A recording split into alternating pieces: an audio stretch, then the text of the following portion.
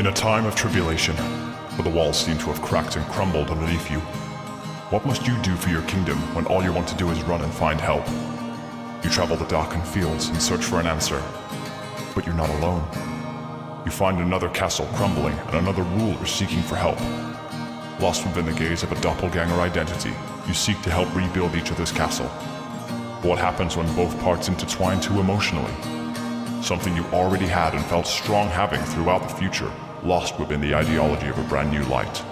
You infatuate yourself into this life, doing everything you can to keep it close to you, feeling like everything you had was dying and in desperate need of a bright new future.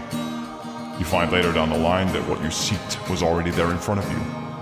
But because of your infatuation with making somebody else's castle yours as well, you crumble the foundations of everything around you. Your henchmen, unsure of what to do, scatter across the field, becoming nothing more than a pack of wild boar, not sure what their prey is.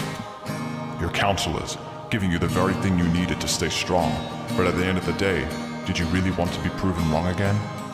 Your ideology of making things right set you on an egocentric adventure to try and rectify this yourself. But when you know your light has been jaded, do you really know where the right way is deep down?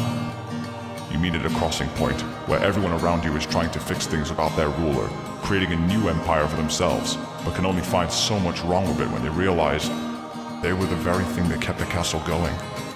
They run in aid in a desperate persistence to get you back to your kingdom to rule again. But so much has happened.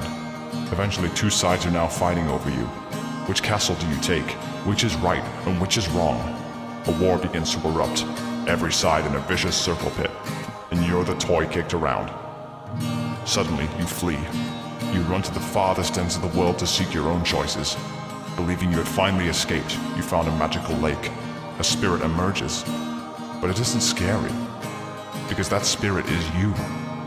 Trying to talk to yourself, trying to find the things that went wrong, the things that went right. Oh, how you yearn for your life to be back the way it used to be, where your kingdom stood tall, and in the event of your bricks crumbling, acting upon this as quickly as possible, instead of running for an unpursuable dream. The realization, the epiphany, the very things around you already building back the past for themselves. You are given the most powerful sword you've ever seen. A magical weapon that when pushed into the ground and into the belly of the beast, turns everything back to the way it was. Your kingdoms are stronger again, but everything that you ever learned about the future stays with you. What does this mean to you, fellow traveler? It means don't take anything that fills you with peace for granted. If a dark shadow is emerging over this once peaceful land, cast it away with everything you've got. Try to fix it instead of destroy it. Don't let yourself get caught up in somebody else's life when you have your very own to live. When greeted to a new life when your own was very fine, learn to negate it and stay true and loyal to your journey. No matter what shadow comes over you, and no matter what peace you find, never go through life regretting a single thing.